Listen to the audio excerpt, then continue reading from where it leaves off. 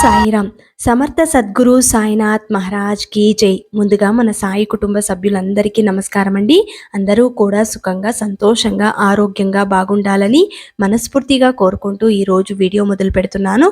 ఇక ఈరోజు వీడియోలో బాబా గారు ఏం చెప్పబోతున్నారు అంటే, 100 జన్మల అదృష్టం ఉంటేనే ఈ భోగి రోజు తెచ్చిన వార్తని అందుకుంటావు. నీ సాయి డబ్బు సంచితో గుమ్మంలో నిలబడ్డాడు. నీ కల తీరిపోయినట్టే బిడ్డ. ముందు ఇది విను. నీ జీవితంలో భోగ భాగ్యాలు, సిరుల వర్షం కురిపించే సంతోషకరమైన, అదృష్టకరమైన వార్తని పంచడానికే నీ గుమ్మంలో వచ్చి నిలబడ్డా. కాస్త ఆలస్యమైనా తిరిగి వెళ్ళిపోతాను బిడ్డ. అదృష్ట దేవత మళ్ళీ మళ్ళీ రాదు, ఒక్కసారే తలుపు తడుతుంది. కాదు అనకుండా ఆహ్వానించు బిడ్డ. నీ జీవితంలో జరిగే అద్భుతాలన్నీ పంచడానికే వచ్చాను. ముందు నేను చెప్పే ఈ సందేశం శ్రద్ధగా విని పూర్తిగా గ్రహించు. మరో నిమిషమే ఆ అదృష్టం ఎలా ఉంటుందో నువ్వు అనుభూతి చెందుతావు అని బాబాగారు ఈరోజు ఒక చక్కటి కథ రూపంలో ఈ సందేశాన్ని అందిస్తున్నారండి. మరి ఇప్పుడు బాబాగారు అందిస్తున్న ఆ సందేశం ఏంటో తెలుసుకునే ముందు ప్రతి ఒక్కరికి కూడా భోగి మంటల్లో ఎలాగైతే పాతదనం కాలిపోయిందో మీ జీవితంలో కూడా ఆటంకాలన్నీ తొలగిపోయి ఈ భోగి మంటల వెచ్చదనంతో, కోడి పందాల కేరింతలతో, కొత్త అల్లుళ్ళ సందడితో ఈ భోగి మీ ఇంట్లో సకల శుభాలు కలగాలని కోరుకుంటూ మీకు, మీ కుటుంబ సభ్యులందరికీ మన సాయి మహత్యం ఛానల్ తరపున భోగి పండుగ శుభాకాంక్షలండి. ఇక ఈరోజు బాబాగారి సందేశం విందాం. ఒక చిన్న గ్రామం. ఆ గ్రామంలో శివకేశవయ్య అనే ఒక పెద్ద మనిషి ఉండేవాడు. ఆయన ఒకరోజు పని మీద ప్రక్కన ఊరైన రామాపురానికి బయలుదేరుతాడు. ఆ ఊరికి వెళ్ళాలి అంటే అతను ఒక చిన్న కాలువ దాటి వెళ్ళాలి. అతను ఆ కాలువలోకి దిగుతుండగా అతని కాలికి ఏదో మూట తగులుతుంది. ఇక ఆ మూటను విప్పి చూస్తే దాని నిండుగా వరహాలుంటాయి. అది చూసి ఆశ్చర్యపోయిన శివకేశవయ్య తన మనసులో ఇలా అనుకుంటాడు, అయ్యో పాపం, ఈ రామాపురం వాళ్ళు ఎవరో ఇక్కడ దీనిని పారేసుకున్నట్లున్నారు. ఇది ఎవరిదో తెలుసుకోవడం ఎలాగా అనుకుని ఇప్పుడు రామాపురం వెళితే అక్కడ మాట్లాడుకునే మాటలు బట్టి ఇది ఎవరిదో తప్పకుండా తెలుస్తుంది. అప్పుడు వారి మూట వారికి ఇచ్చేయవచ్చు అని మూట తీసుకుని శివకేశవయ్య రామాపురం చేరుకుంటాడు. అయితే అతను అక్కడికి వచ్చిన పని అతి త్వరలోనే అయిపోతుంది. కానీ అక్కడ పలానా వారిది వరహాల మూట పోయిందని ఎవరు అనుకోవటం శివకేశవయ్య చెవిన పడలేదు. శివకేశవయ్య ఇంటికి పోయే ఉద్దేశంతో తిరిగి వస్తూ దాహం వేసి ఒక ఇంటి గుమ్మం వద్దకు అడుగు పెట్టేసరికి ఆ ఇంటి ఆవిడ లక్ష్మి ఏడుస్తూ అంటున్న మాటలు వినపడతాయి శివకేశవయ్యకు. తినే విషమేదో నాకు పెట్టి, పిల్లలకు కూడా పెట్టి మీరు తినండి. మీరు లేకుండా ఈ లోకంలో మేము మాత్రం ఏం చెయ్యాలి? ఆ మాటలు వింటూనే ఉలిక్కి పడిన శివకేశవయ్య వెంటనే ఆ ఇంటి లోపలికి పోయేసరికి అక్కడ వయసు మళ్ళీ 2 భార్యాభర్తలు ఉండటం గమనించి తన దాహం మాట కూడా మరిచిపోయి వారితో ఇలా అంటాడు, అయ్యయ్యో, మీరు అంత పని చేయకండి. ఆత్మహత్య మహాపాపం. మీరు అంత పని చేయడానికి అంత అవసరం ఏం వచ్చింది అని అడుగుతాడు. అయితే హఠాత్తుగా ఆ ఇంటి లోపలికి వచ్చిన శివకేశవయ్యను చూసి మొదటగా ఆశ్చర్యపోయిన ఇంటి యజమాని శంకరయ్య ఆ తర్వాత కొంతసేపటికి తేరుకుని అతనితో ఇలా అంటాడు, అయ్యా, మీరు ఎవరో నాకు తెలియదు, కానీ నా కష్టం తెలుసుకోవడానికైతే వచ్చారు. కాబట్టి మీకు అంతా చెబుతాను. నేను చాలా పేదవాడిని. నాకు 3 కూతుర్లు ఉన్నారు. అయితే వాళ్లకు పెళ్లి చేయలేకపోతున్నాను. ఇక మేము బ్రతికుండి ఏం లాభం చెప్పండి? అదేంటి, వారికి మంచి సంబంధాలు రావడం లేదా? లేక డబ్బు సర్దుబాటు కావడం లేదా? లేదయ్యా, 3కి పెళ్ళిళ్ళు చేయాలని మంచి సంబంధాలు కూడా చూశాం. కానీ వారికి 100 వరహాలిస్తే కానీ పెళ్లి చేసుకోము అంటున్నారు ఆ పెళ్లి వాళ్ళు. పెళ్లి ఖర్చులకే డబ్బు లేని వాళ్ళం. ఇంకా అంతంత కట్నాలు తెచ్చి ఎక్కడి నుండి వాళ్ళ పెళ్లి చేయాలి చెప్పండి? అలాగని పిల్లలకు పెళ్లిళ్ళు చేయకుండా ఎంతకాలం ఇలా తాస్కారం చేస్తాం చెప్పండి? అందుకే మేమిద్దరం చనిపోవాలి అనుకుంటున్నాం. అయ్యయ్యో, 3 పిల్లలంటున్నారు. మీరు చనిపోతే వాళ్ళ పరిస్థితి ఏమిటి చెప్పండి? వాళ్ళ గురించి ఆలోచించరా? ఒక పక్క పెళ్లి కాలేదు, మరొక పక్క తల్లిదండ్రులు కూడా లేకపోతే వారిని చూసి దిక్కెవరు చెప్పండి? మీరన్నది నిజమే, కానీ మాకు వేరే గత్యంతరం లేదు, ఏం చేయమంటారో చెప్పండి అని అనగానే శివకేశవయ్య కొంతసేపు ఆలోచించి తనకు ఆ మూట దొరికింది వీరి కోసమే అయి ఉంటుంది అని తన మనసులో అనుకొని అది తీసి వారికిస్తూ ఇలా అంటాడు, డబ్బే కదా మీ సమస్య, ఇది ఏమంత పెద్ద సమస్య అయితే కాదు, పెళ్లి ఖర్చు గురించి మీరు విచారించకండి, ఇదిగో ఈ వరహాల మూట తీసుకుని మీ పిల్లలు ముగ్గురు పెళ్లిళ్ళు చక్కగా చేయండి అని తనకు దొరికిన ఆ వరహాల మూటను వారికిస్తాడు శివకేశవయ్య. దాంతో ఆ ఇంటావిడ లక్ష్మి పరమానందంతో శివకేశవయ్యతో ఇలా అంటుంది, అసలు ఎవరు బాబు నువ్వు?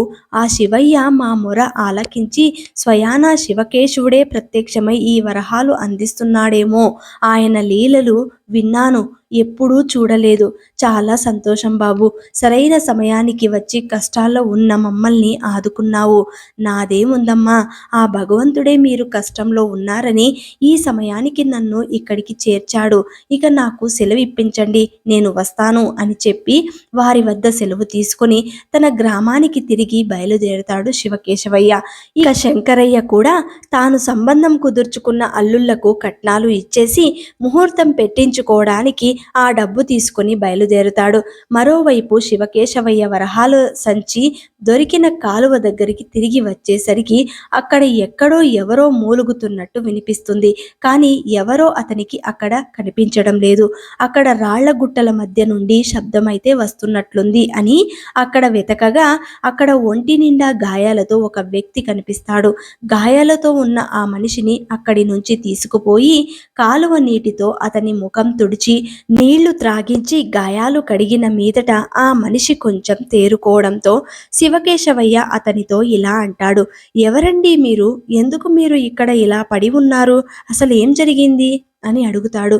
అయ్యా, నా పేరు కాంతయ్య, ఇక్కడికి చాలా దగ్గరలో మా ఊరు కూడా ఉంది, నేను రామాపురం వెళుతూ ఉంటే నాపై గిట్టని వారు దాడి చేసి హత్య చేయాలని చూశారయ్యా, నన్ను ఏదో విధంగా కాపాడండి.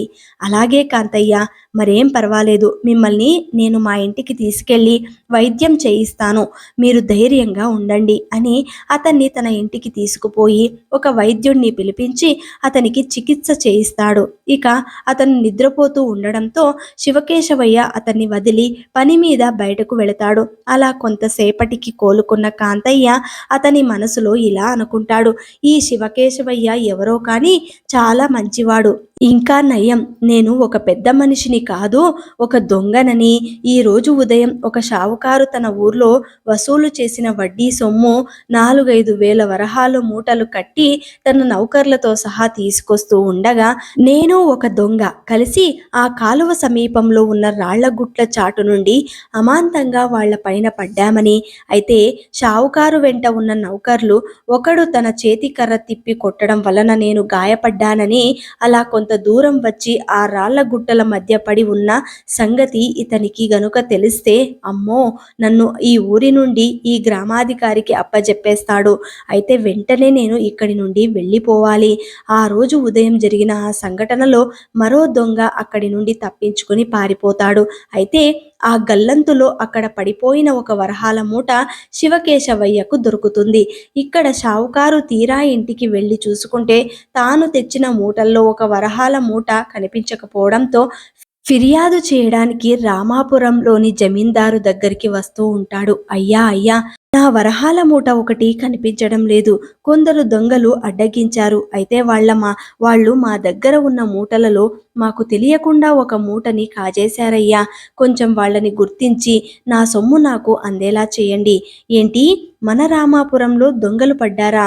వెంటనే మన గ్రామంలో ఎవరు ఈరోజు ఎక్కువ మొత్తంలో ఖర్చు పెట్టారో మొదటిగా ఆరా తీయండి అంటూ తన పని మనిషిని పిలుస్తాడు జమీందార్. అతని ఆదేశంతో ఆ గ్రామంలో విచారించి కొంత సమయం తర్వాత తిరిగి వచ్చిన ఆ పనివాడు తన జమీందారు దగ్గర వచ్చి ఇలా అంటాడు, అయ్యా, శంకరయ్య శంకరయ్య అనే వ్యక్తి తన ముగ్గురు కూతుళ్లకు పెళ్లిళ్లు కుదిరాయి అని కట్నంగా అతని అల్లుళ్లకు చాలా పెద్ద మొత్తంలో డబ్బులను అందించారయ్యా.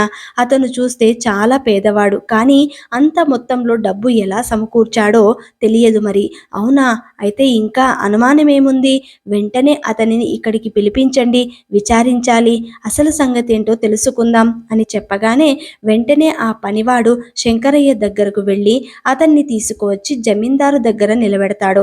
అతన్ని చూసి జమీందారు ఇలా అడుగుతాడు, చూడు శంకరయ్య, ఈరోజు పెద్ద మొత్తంలో నువ్వు డబ్బుని నీ అల్లుళ్ళకి కట్న రూపంలో అందించావని మేము విన్నాము. అవి నీకు ఎక్కడి నుండి వచ్చాయో చెప్పగలవా? అయ్యా, నిన్న ఉదయం మా ఇంటికి శివకేశవయ్య అనే ఒక వ్యక్తి వచ్చాడు. అతను మా కష్టాలన్నీ విన్న తర్వాత పెళ్లి ఖర్చుల కోసమని ఒక వరహాల మూటని మాకిచ్చి వెళ్ళాడయ్యా. అతని ఇచ్చిన సంచి ఇంకా నా దగ్గరే ఉంది. ఇదిగో ఆ సంచి అని అతని దగ్గర ఉన్న సంచిని జమీందారుకు చూపిస్తాడు. అది చూస్తే షావుకారు వేసుకున్న గుర్తు కూడా ఉంటుంది. అది చూసి అక్కడే ఉన్న షావుకారు తన సంచిని గుర్తుపట్టి ఇలా అంటాడు, అయ్యా అయ్యా, ఇదిగో ఇది నేను పోగొట్టుకున్న ఆ వరహాల సంచి. ఓరి దొంగ ఎదువా, ఎంత పని చేశావురా! అన్నంత పని చేసి అతను కొట్టడానికి వెళుతూ ఉండగా షావుకారిని ఆ జమీందారు ఆపి, మీరు కొంచెం ఆగండి, మీరు ఎందుకు ఏమీ తెలియని ఈ అమాయకుడి మీద ఆవేశపడుతున్నారు?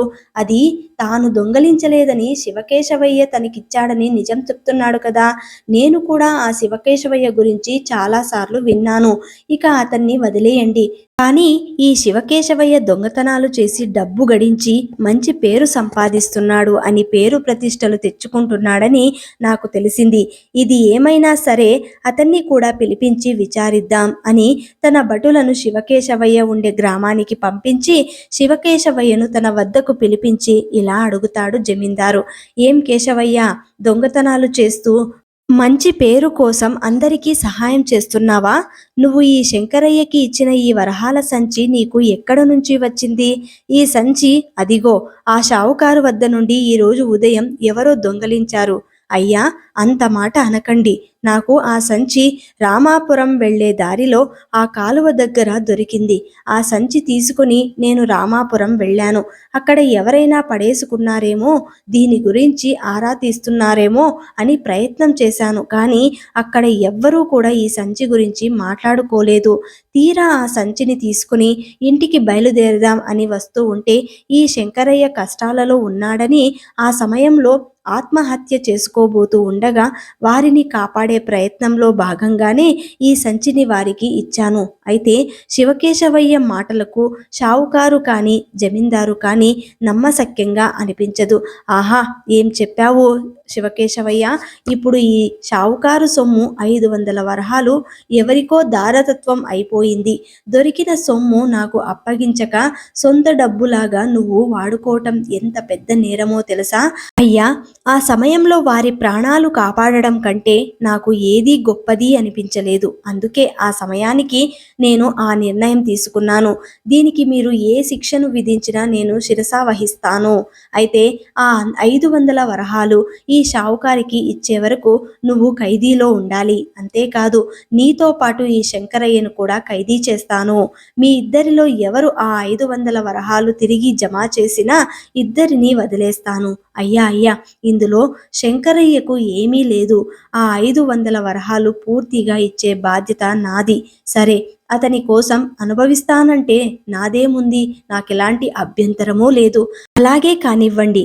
అప్పుడు శివకేశవయ్య శంకరయ్య వైపు చూసి ఇలా అంటాడు, నువ్వు నాకు ఒక చిన్న సహాయం చేయగలవా? అయ్యా, ఎంత మాట, మీరు నా కోసం కష్టాలను కొని తెచ్చుకున్నారు. చెప్పండి, ఏం చెయ్యాలో. నువ్వు నా భార్య వద్దకు వెళ్ళి నన్ను ఇక్కడ 500 వరహాల కోసం ఖైదు చేశారని, ఆ మొత్తం చెల్లించేదాకా ఉండాలని చెప్పు. అలాగే మా ఇంట్లో ఒక జబ్బు మనిషి ఉన్నాడు, అతనికి ఏ లోటు రాకుండా చూసుకోమని చెప్పు.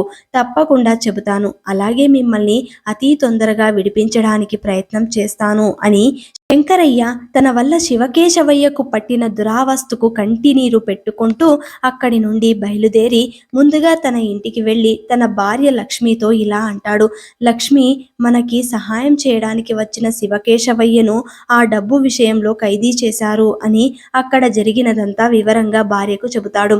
శంకరయ్య అయ్యో ఎంత పని జరిగింది, అయితే మన దగ్గర ఉన్న మిగిలిన డబ్బుని తిరిగి తీసుకొని వెళ్ళి ఇచ్చేయండి, అందుకే వచ్చాను లక్ష్మి, ఆ తర్వాత మన పిల్లల పెళ్లిళ్ళు ఎలా జరగాలని రాసిపెట్టి ఉంటే అలా జరుగుతుంది, నన్ను కూడా ఖైదీ చేద్దామనుకున్నారు, కానీ ఆ శివకేశవయ్య అంతా తన మీద వేసుకుని వరహాలు తిరిగి ఇచ్చే వరకు ఖైదీలో ఉంటాను అని చెప్పి నన్ను ఖైదీ చెయ్యనివ్వలేదు. అయ్యో పాపం, మనకి సహాయం చేయడానికి వస్తే శివకేశవయ్యకు ఎన్ని కష్టాలు వచ్చాయో. సరే లక్ష్మి, నేను ముందు ఆ శివకేశవయ్య గారి ఇంటికి వెళ్ళి ఆ ఇంటావిడికి కొంత సమాచారం ఇచ్చి తీరాలి, వెళ్ళండి, త్వరగా వెళ్ళి ఆవిడకి సమాచారం ఇవ్వండి, ఎలాగైనా సరే ఆ శివకేశవయ్యను బయటకు తీసుకుని రండి. అలా శంకరయ్య వెంటనే అక్కడి నుండి బయలుదేరి ఆ గ్రామానికి వెళ్ళి శివకేశవయ్య భార్య మీనాక్షికి సమాచారం అంతా చెప్పి కాంతయ్యను ఏ ఇబ్బంది లేకుండా చూసుకోమన్న సంగతి చెబుతాడు. అయితే అప్పటి వరకు అక్కడే ఉన్న ఆ మాటలు వింటున్న కాంతయ్యకు ఒక్కసారిగా కనువింపు కలుగుతుంది. అయ్యో, ఇంత ఆపదలో కూడా నా గురించి మంచి మాటలు చెప్పి ఏ లోటు లేకుండా చూసుకోమన్నారు అంటే శివకేశవయ్య నిజంగా చాలా ఉత్తముడు, నిజాయితీపరుడు, చాలా గొప్ప మనిషి. సరేనండి, మీరు వెళ్ళి మీ అమ్మాయిల పెళ్ళిళ్ళు చేసుకోండి అని మీనాక్షి అంటుంది. అప్పుడు దేవుడి దయవల్ల 500 వరహాలు పుట్టకపోతాయా, నా భర్త తిరిగి రాకపోతాడా అని అంటుంది. అమ్మ మీనాక్షమ్మ, శివకేశవయ్య ఇచ్చిన డబ్బులో ఇంకా సగం అలాగే ఉంది, ఇక కట్నాల సంగతి జరిగిపోయింది, ఇక పెళ్లి ఖర్చులకు మాత్రమే కావాలి, అవి ఎప్పుడు డబ్బులుంటే అప్పుడు చేసుకోవచ్చు, ఇంకొక 200 వరహాలు సంపాదించగలిగితే శివకేశవయ్యకు ఖైదీ విముక్తి కలుగుతుంది. అలాంటి మాట మనసులో కూడా అనుకోకండి, ముందు పిల్లల పెళ్ళిళ్ళు ముఖ్యం. ఈ మాట మా ఆయన వింటే చాలా బాధపడతారు, ఆయన ఎంతో మందికి సహాయపడ్డారు, ఎన్నడూ స్వార్థమే చూసుకోలేదు అని ఆమె అంటూ ఉండగా శంకరయ్య వద్దకు వచ్చి ఇలా అంటాడు. అయ్యా, బండి ఒకటి మాట్లాడతారా, నేను ఇంటికి పోతాను, నా ప్రాణాలు కాపాడిన శివకేశవయ్య ఖైదీలో ఉంటే నేను అతనికి అతిథిగా ఎలా ఉంటాను అని కాంతయ్య అంటాడు. ఇప్పుడు మీనాక్షి, వద్దు బాబు, మీకు ఇంకా తగ్గలేదు, అతన్ని పోవద్దని వేడుకుంటుంది. గాయాలన్నింటికి కట్టు కట్టించారు కదమ్మా, ఇంకా మీరు చేసేదేముంది, నన్ను వెళ్ళనివ్వండి అంటాడు కాంతయ్య. దాంతో అతని మాటలు కాదనలేక మీనాక్షి శంకరయ్య కలిసి దొంగల బండిలోకి ఎక్కించి పడుకోబెడతారు కాంతయ్యని. శంకరయ్యను కూడా ఎక్కమంటాడు. ఆ బండి తిన్నగా దొంగలు ఉన్న ఊరికే వెళుతుంది. అక్కడికి చేరుకున్న తర్వాత కాంతయ్య శంకరయ్యను బండి వద్దనే ఉండమని చెప్పి తన తోడు దొంగల వద్దకు వెళ్ళి అక్కడ జరిగిందంతా చెప్పి ఒక 500 వరహాలు తీసుకొచ్చి శంకరయ్యకు ఇచ్చి ఇలా అంటాడు. ఇది నా ప్రాణాలు కాపాడినందుకు బహుమానంగా నేను ఇస్తున్న చిరు కానుక అని ఆ శివశంకరయ్యకు చెప్పండి, వెంటనే అతనిని విడిపించండి అని ఆ డబ్బు సంచిని ఆ కాంతయ్య ఇవ్వగానే శంకరయ్య తీసుకుని, ఈ రుణం ఎప్పటికీ తీర్చుకోలేమయ్యా, సరైన సమయంలో మాకు సహాయం చేశారు, ఎంతో సంతోషంతో అతనికి నమస్కరించి ఆ 500 వరహాలు తీసుకుని జమీందారు వద్దకు వచ్చి ఇలా అంటాడు. అయ్యా, మీరడిగిన 500 వరహాలు ఇదిగో, వీటిని తీసుకొని శివకేశవయ్యను విడుదల చేయండి అని చెప్పడంతో జమీందారు ఆ వరహాలు తీసుకుని శివకేశవయ్యను ఖైదీ నుండి విడిపిస్తాడు. మా ప్రాణాలు కాపాడారు, మా ఇల్లు నిలబెట్టారు, మీకు నిజంగా రుణపడి ఉంటాము, మీకు నిజంగా సహాయం చేసింది నేను కాదు, దెబ్బలు తిన్న మనిషి అటువంటి వారికే శత్రువులు జాస్తి అని చెప్పి పిల్లల పెళ్లిళ్ళు సక్రమంగా జరగాలని ఆశీర్వదించి ఇంటికి తిరిగి వచ్చేస్తాడు శివశంకరయ్య. ఇక అంత త్వరగా తన భర్త తిరిగి రావటం చూసి మీనాక్షి కూడా ఎంతో సంతోషిస్తుంది. దీన్ని బట్టి బాబాగారు మనకు ఏం చెప్పబోతున్నారు అంటే, మన జీవితంలో కష్టాలు ఉన్నప్పుడు ఆ భగవంతుడు ఏ విధంగా సహాయం చేస్తాడో ఎవ్వరూ ఊహించరు. కాబట్టి కష్టాలను చూసి భయపడుతూ కూర్చుంటే వాటి నుండి మనం బయటపడలేము. అలాంటి కష్టాలు ఎన్ని వచ్చినా ఎదిరించడానికి మనకు సాయి శక్తి ఉంది. కాబట్టి ఆ కష్టాలనేవి ఇష్టాలుగా మార్చుకొని సంతోషంగా జీవించడానికి ఈ రోజు చాలా శక్తివంతమైన రోజు. కాబట్టి ఈ రోజు నుండి మన కష్టాలను తొలగించుకోవడానికి ప్రయత్నం చేద్దాం. తెలుసుకుందాం. మరి ఈ వీడియో నచ్చిన వాళ్ళందరూ కూడా శ్రద్ధ సబూరి అని కమెంట్ చేయండి. అలాగే ఈ వీడియోని అందరికీ అందేలాగా షేర్ చేయండి, లైక్ చేయండి. ఇంకా ఎవరైనా కొత్తగా మన ఛానల్ని చూస్తున్న వాళ్ళు ఉన్నట్లయితే దయచేసి సబ్స్క్రైబ్ చేసుకొని సపోర్ట్ చేయండి ఫ్రెండ్స్. మళ్ళీ రేపటి వీడియోలో కలుసుకుందాం. అంతవరకు సెలవు. సర్వే జనా సుఖినో భవంతు. సర్వం శ్రీ సాయినాథార్పణమస్తు.